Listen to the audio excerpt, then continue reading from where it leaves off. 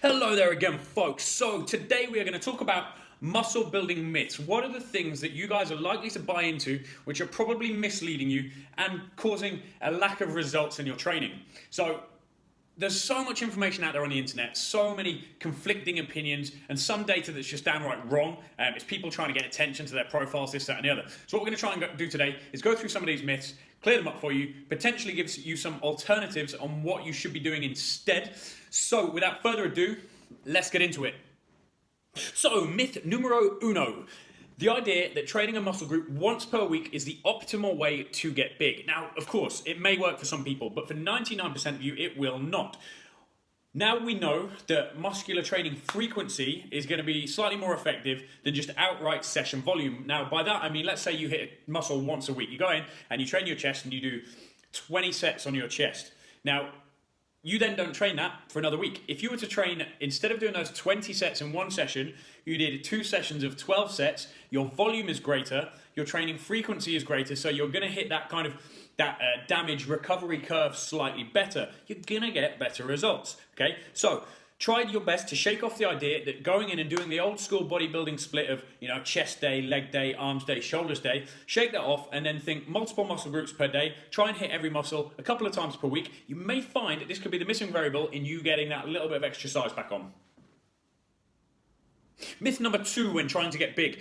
Should you be training every day? No, you shouldn't. You may see on Instagram and your favorite bodybuilding magazines, on Generation Iron, whatever it may be, that people are training every day. What you have to remember is A, they probably aren't.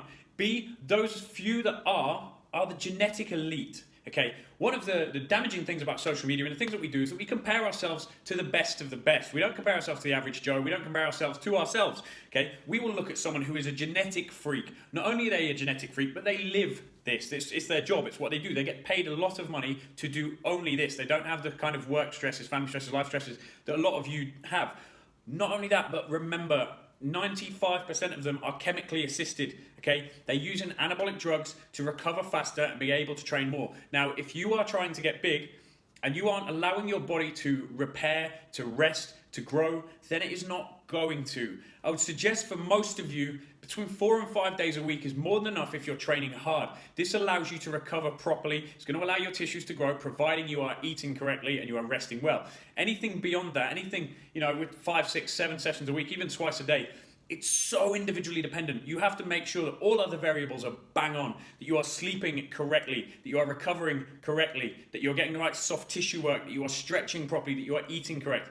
If you are not going to grow. So please, please, please, make sure you're recovering well enough. Myth number 3, that you have to change your workouts every single week and shock the muscle. You've all heard that term, that you need to do something different every time to shock the muscle. You don't. That's bullshit. Unfortunately, what happens if you are trying to shock the muscle with something different every day? Number 1, your body doesn't really know what it's supposed to be adapting to. Yeah, you're sending messages that it needs to change, but it's not sure what it needs to change for. So often it doesn't. Now, if you are a beginner trainee, it probably worked for you for a year, year and a half. Anything you could have done would have worked for you for a year to year and a half, maybe. Once you become intermediate or more advanced, you need to be a bit smarter about it. So what's better than changing your program every week? Variation is key, of course, for proper stimulation and also keeping your brain in the training. But I would suggest trying to stick to a program for anywhere between 3 and 6 weeks, dependent on your genetics, your ability, a various number of factors. What this does is it allows your body to understand what it needs to respond to. Now, providing within that 3 to 6 weeks, you are focusing on a progression. So you're always trying to lift more or you're trying to overload in some way, your body is going to change. The difference being is it's going to know what it has to change for. So do not change your program too often. Stick to something, see it through, see what happens. I think you'll be pleasantly surprised. Myth number 4, that by doing your favorite bodybuilder or fitness model's workouts, you are going to look like them. You are not. You will be sorely disappointed if you try that.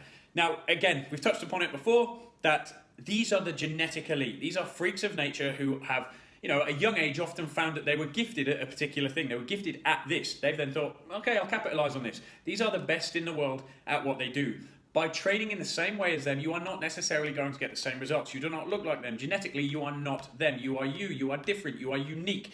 You need to train as such. So please do not pick up the workouts of your favorite bodybuilder do them blindly for a month, a year, whatever, and then get upset at the end that you don't look like them. Unfortunately, that's not going to happen. Personal training is personal. It's specific to you. Find something that works for you. If you don't have access to a trainer, you can't afford an online trainer, something like that, then do some research, read, experiment, assess, and adjust. Find something that is right for you.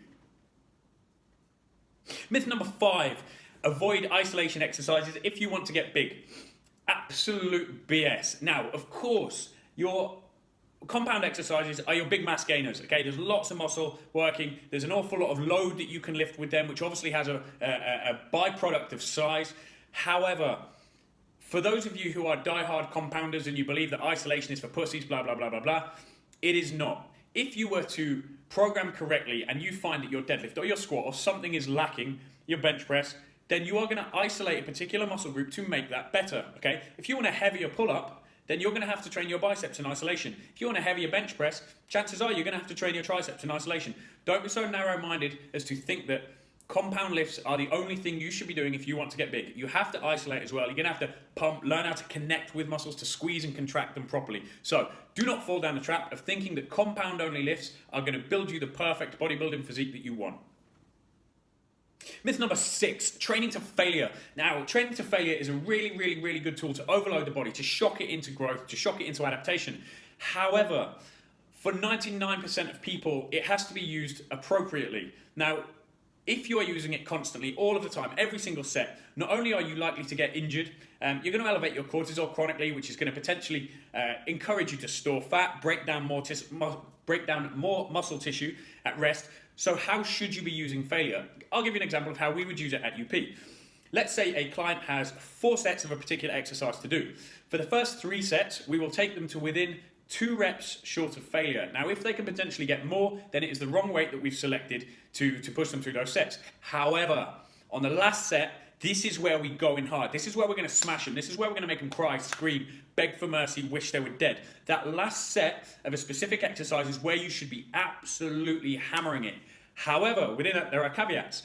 You should not lose joint integrity. Your reps should not fail. You shouldn't be looking like you're worming your way up with some dumbbells. It should still look like the first rep.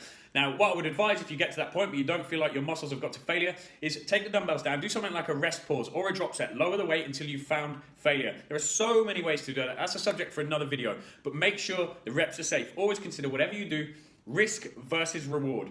The point was, failure, use it on the last set, don't use it on every set. Finally, myth number 7 of this video. Stop thinking that strength doesn't matter. You cannot pick up a set of 4-kilo dumbbells and use them for bicep curls and expect not to look like Tracy Anderson. If you want to look better, you want to look bigger, you want to gain size, you're going to have to train to be strong, train to perform as well. Size is a byproduct of strength. Now, if you're training like a pussy, you're going to look like a pussy. It's simple as that. However, there is an art and a science to finding that perfect relationship between tension, which is easy to get with a lightweight, versus load, i.e. just ripping something off the floor. Find your balance. Now, what would we suggest as the best place to be with that? Look in the 6 to 12 rep range with your training for best results when you're trying to gain size. Now, within that, look for maybe 2 reps short of failure, whichever sort of rep parameter you're in, and progressively overload all of the time. So always aim to try and increase the weight each session or do something to progress. But the best rule of thumb, somewhere between that 6 and 12 mark, if you're going to 2 reps short of muscular failure, within each set, you're probably going to be in the right place. But don't think that the new school of it's all about tension is the be all and end all. Yes, you have to have muscular tension, but you have to pair that muscular tension with an adequate load to cause muscle damage and to cause adaptation, okay? So, strength matters.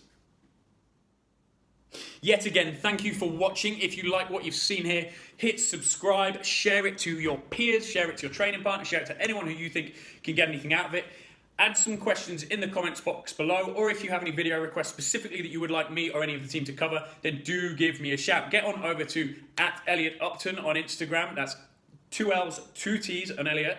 And over to @UP Fitness Live if you don't already follow us to get a little bit more daily info, daily videos. We're throwing all sorts of stuff out there. But as always, we want to hear what you think, so do please feedback.